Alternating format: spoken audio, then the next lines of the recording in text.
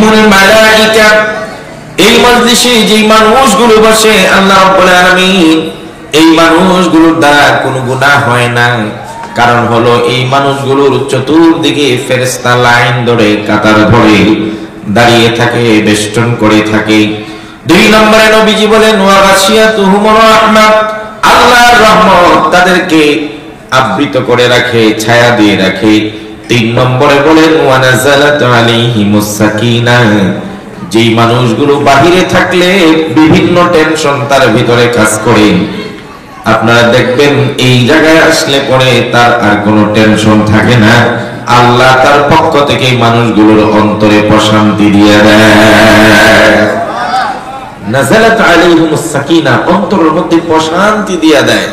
কিছু কিছু ভাইরা আছে এমন রাতের বেলাও ঘুম আসে না, টেনশন, চিন্তা, এটা সেটা, কত ধরনের পেরেশানি। কিন্তু এই মানুষটা যখন শুক্রবারে জুমার নামাজে যায়, খতিব সাহেব বয়ান করতেছে আর সে পিছনে ধুমসে ঘুমাইতেছে। কিরে ভাই, এখন সে ঘুমায় কেন? ওই যে এখন আল্লাহ দিলের মধ্যে প্রশান্তি দিচ্ছেন, এই জন্য তার মাথায় আর কোনো টেনশন নাই।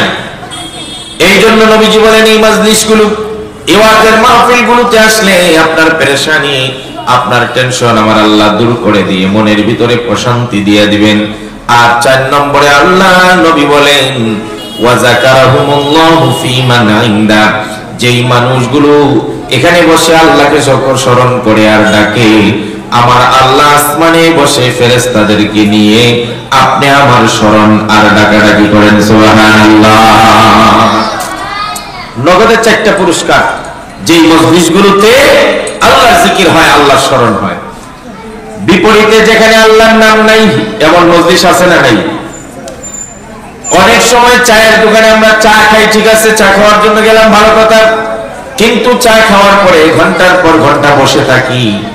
ওই এই ছেলে বসে, একজন উস্তাদ দরকার ছাত্রগুলাকে কন্ট্রোল করার জন্য। তুমি এখানে থাকবা, কেউ যেন না ওঠে, উঠাউঠি না করে, তুমি মাথায় দিয়ে সুন্দর করে বসো। তোমাকেও আজ না, তোমরাও যদি এইভাবে উঠাউঠি করো তাহলে হবে কিভাবে? ঠিক আছে, আর উঠবেন না, বলেন ইনশাআল্লাহ। আর জোরে বলেন ইনশাআল্লাহ। এই বসলে আর ওঠা যাবে না, ঠিক আছে? এই বসো।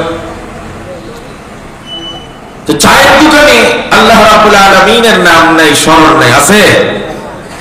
রাজনৈতিক মজলিসগুলোতে আল্লাহর স্মরণ নাই, জিকির নাই। গানের আড্ডায় আল্লাহর স্মরণ তো প্রশ্নই ওঠে না। মদ, জুয়া ইত্যাদি মিথ্যা আড্ডাখানার মধ্যে কোন ধরনের আল্লাহর জিকির, স্মরণ নাই। আমার নবীজি বলেন দুনিয়ার মানুষগুলারে যেই মজলিসগুলোতে আল্লাহর জিকির হয় না, আল্লাহর স্মরণ হয় না, এমন মজলিসগুলো থেকে যখন লোকেরা উঠে যায়, আল্লাহর নবী বলেন ইল্লা কামু আনজি ফাতিহিমা, নবীজি বলেন এরা যেন মরা মৃত গাদা খেয়ে উঠে যায়। মরা গাদা খেয়ে উঠে গেলে যেমন হয়, এই এমন মজলিস থেকে উঠে গেলে এমন হয়। তাহলে যেই মজলিসে আল্লাহর নাম নাই, জিকির নাই, স্মরণ নাই, মুসলমান এমন মজলিসে বেশি সময় থাকতে পারে না। তো আমরা এখানে কম সংখ্যক মানুষ আসতে পারছি, খুশি না বেজার? আর জোরে কোন খুশি না বেজার? সুপ্রিয় ভাইয়েরা, আমার একটা কথা ভালো করে শুনেন। এই মাদ্রাসার মাহফিল, আজকে মাদ্রাসার উসিলায় মাহফিল, হাফেজ ছাত্রদেরকে পাগড়ি প্রদান করা হবে। কোরআন হাদিসের ইলম যারা শিক্ষা করে, ইলমের কত দাম, ইলমের কত দাম। আল্লাহ নবী সাল্লাল্লাহু আলাইহি সাল্লাম এই ইলমের ব্যাপারে বুড়ি বুড়ি হাদিস বর্ণনা করেছেন, অনেক লম্বা লম্বা হাদিস। কোরআনে কারিমে আল্লাহ রাব্বুল আলামিন বলছেন ইয়া আইয়ুহান নাস ইন্না খালাকনাকুম মিন যাকারিন ওয়া উনসা وجعلناكم شعوبا وقبائل لتعارفوا إن أكرمكم عند الله أتقاكم।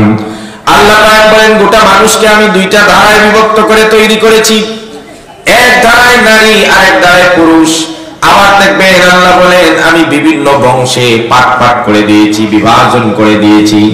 কাউকে আমি চৌধুরী বংশে জন্ম দিয়েছি, কাউকে পাঠান বংশে, কাউকে খান এবং ভুইয়া বংশে, কেউ আবার গুলাম বংশে। বিভিন্ন ভাবে আমি পার্থক্য করে দিয়েছি। এই পৃথিবীর মধ্যে কেউ রাজা, কেউ প্রজা, কেউ ধনী, কেউ গরিব, কেউ শ্রমিক, কেউ মালিক, কেউ বাড়িওয়ালা, কেউ ভাড়াটিয়া, কেউ রিকশাওয়ালা, কেউ ভ্যান চালক, কেউ বড় চাকরি, কেউ ছোট চাকরি। আল্লাহ রাব্বুল আলামিন এটা দুনিয়ার ভারসাম্য রক্ষার জন্য এক একজনকে এক এক ভাবে দিয়েছেন। পৃথিবীর সব মানুষ যদি ধনী হয়ে যেত, কোটিপতি হয়ে যেত, তাহলে আপনি আমি জুতা সেলাই করতাম কার কাছে? বিল্ডিং বানানোর জন্য শ্রমিক পাইতেন কোথায়? চুল কাটানোর জন্য সেলুন দিত কে? আপনি যদি আরেক কোটিপতিরে গিয়ে বলেন আমার চুল কেটে দে, সে কি বলবে? তুই বললে আমার চুল কেটে দিত। সবাই কোটিপতি হয়ে গেলে দুনিয়ার ভারসাম্য রক্ষা হবে না। দুনিয়ার নিয়ম হলো এক জায়গা উঁচু, আরেক জায়গা নিচু, কোথায় জল, কোথায় স্তর, কোথায় আবার পাহাড়। এটাই দুনিয়ার নিয়ম। এটা আল্লাহ সিস্টেম করে ভারসাম্য করেছেন। ঠিক